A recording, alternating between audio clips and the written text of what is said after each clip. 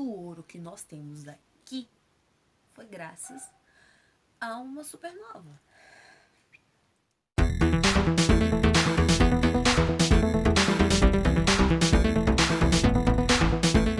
Oi, eu sou a Carol Valadares, museóloga da Universidade de Brasília, e esse é o Ponto Científico. Bem, eu ainda não tenho um foco central, assim. Então, por enquanto, eu vou ficar vagueando por aqui. Mas o que importa é a informação, então vamos lá. No vídeo anterior, nós discutimos o nascimento das estrelas, né? Então, nós vimos que elas partem de uma nuvem imensa de hidrogênio, de gás, né? De hidrogênio. E aí, esse gás começa a se condensar. E aí, ele começa a formar moléculas de hélio.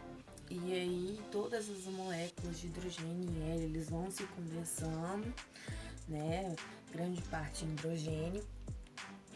E aí... a partir desse momento que ela vai se condensando, aí a estrela vai entrando em fusão nuclear e você tem, né? Toda essa massa vai entrando em fusão nuclear e você forma uma estrela.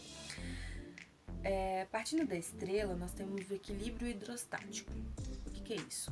É a pressão interna da estrela tentando fazer com que ela expanda o máximo possível e a pressão externa da gravidade tentando fazer com que ela comprima o máximo possível, ou seja, é a pressão interna da estrela tentando expandir contra a pressão externa da gravidade tentando fazer com que ela fique o menor possível, né, no menor ponto possível no universo. Então, com essas duas forças brigando constantemente, acontece que nós temos um equilíbrio da estrela. Só que o que acontece quando a gente quebra esse equilíbrio, quando a gente rompe esse equilíbrio? Estruturas significativas na estrela vão acontecer, tipo, mudanças significativas na estrela irão acontecer. E aí que você começa a distinguir certas características diferentes de uma determinada estrela para outra. Referente a quando começa a esse ponto de equilíbrio, ele começa a quebrar. Então, assim, hoje nós vamos focar no combate, então, entre a pressão interna da estrela e a pressão externa, que é a gravidade, para ver quem vai ganhar essa bagaceira. Round 1, fight! O que temos que pontuar aqui também é que quanto mais hidrogênio uma estrela tem, maior ela é.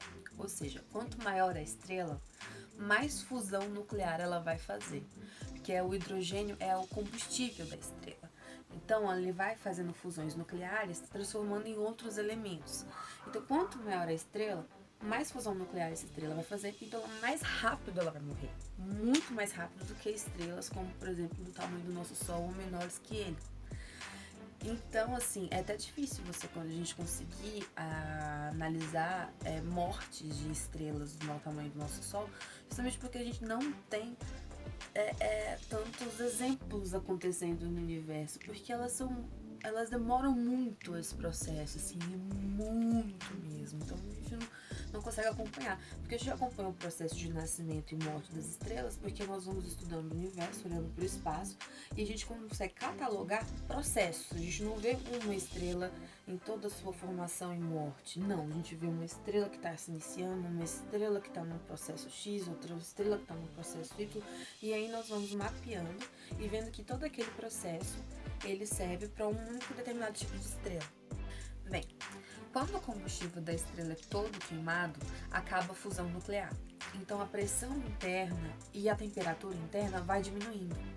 Ou seja, essa expansão que ela está tentando fazer, essa força, ela vai diminuindo. Ou seja, a gravidade começa a ganhar esse round nuclear, porque ela vai começar a exercer uma pressão externa tão forte é que ela vai tentar comprimir toda aquela massa num único ponto.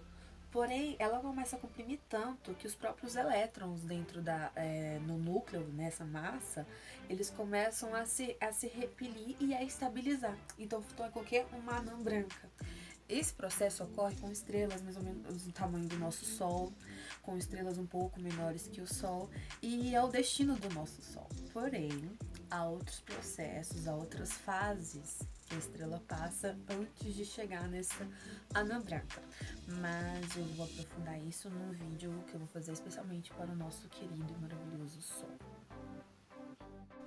Agora, para estrelas um pouco maiores que o Sol e parecidas com ele, porém elas são maiores, assim, elas chegam até cerca até de 10 massas solares, o processo delas é um pouco diferente.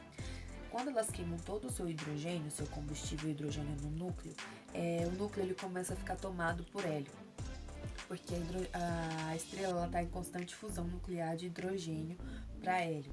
E a partir do momento em que seu núcleo começa a ficar tomado por hélio, a força da gravidade ela começa a ganhar essa batalha. Então ela começa a comprimir esse núcleo. Porém, esse núcleo começa a esquentar mas tanto, que ele começa a transformar o hidrogênio de outras camadas da estrela em hélio também. E aí a energia dessa estrela sobe tanto que ela assim, em questões assim de um tempo assim absurdo comparado com tudo que ocorre no universo, é uma coisa muito rápida. A estrela começa a transformar, começa a desenvolver carbono dentro dela. Então assim, é muita energia, é muita força, é muito calor interno, e aí faz com que a pressão interna comece a vencer a batalha contra a gravidade. E essa estrela começa a inflar, mas ela infla tanto que ela chega até a aumentar 100 vezes o seu raio. Ela fica imensa. Só que o núcleo ele permanece muito quente. Só que as suas camadas externas, a camada externa principalmente, ela fica muito mais fria. E são estrelas muito vermelhas, bem avermelhadas, laranja. E lembra do vídeo anterior quando eu comento com vocês que quanto mais vermelha a estrela é, mais fria, e quanto mais azul, mais quente? Então, elas são imensas, o núcleo dela é muito quente, mas o seu exterior é mais frio comparado com o núcleo, né? Nesse ponto, ela irradia uma quantidade enorme de energia. Muito, mas assim, é muita energia mesmo, sabe? Chega a ultrapassar os bilhões do que ela produzia antes. Só que nós não conseguimos ver essa energia por conta das outras camadas dessa estrela. E essa estrela, o que mais? Ela seria o quê? Como eu já disse, ela fica gigantesca. Ela é vermelha, elas são as famosas gigantes vermelhas. Então, elas são assim fascinantes, mas também uma coisa muito interessante a respeito delas é que essa energia delas é tão forte e elas conseguem estabilizar essa energia, então elas começam a produzir, além do carbono, elas produzem também oxigênio e outros alimentos. Então, muito do que a gente tem aqui e do que a gente precisa para viver vieram dessas estrelas. Então, assim, não precisa dizer mais, né? Gigantes vermelhos. Agora, para estrelas assim muito massivas, ocorre um processo mais agressivo. O que acontece? Spoiler, a gravidade vai ganhar isso também. Então, o que acontece? Elas são tão massivas que elas começam a produzir hélio no seu núcleo antes mesmo do seu hidrogênio acabar. E aí a gravidade ela começa a exercer muita força sobre elas e aí elas começam a comprimir. E aí essa energia aumenta tanto que a estrela ela começa a produzir carbono, oxigênio, nitrogênio, ou seja, elementos muito pesados. A partir do momento em que a estrela ela começa a produzir ferro, 56, se ela começa a produzir ferro, ela começa a se colapsar. Por quê? Porque os outros elementos, mesmo pesados, eles liberam energia. O ferro, ele cria uma barreira. Então ela começa a entrar em um determinado colapso. E aí o que acontece? Com esse acúmulo de ferro no núcleo da estrela, vai chegar um momento em que ela não vai ter mais elementos para produzir energia. Porque o ferro vai estar muito significativo ali. A gravidade ela começa a exercer tanta pressão naquela imensa quantidade de massa, tanta pressão que ela se colapsa e aí é o que nós temos, que nós conhecemos. O que acontece? Essa estrela ela vai desenvolver um fenômeno muito famoso, muito conhecido por todos nós, que é a supernova, que é quando ela faz assim, ela explode, sabe? E é uma explosão.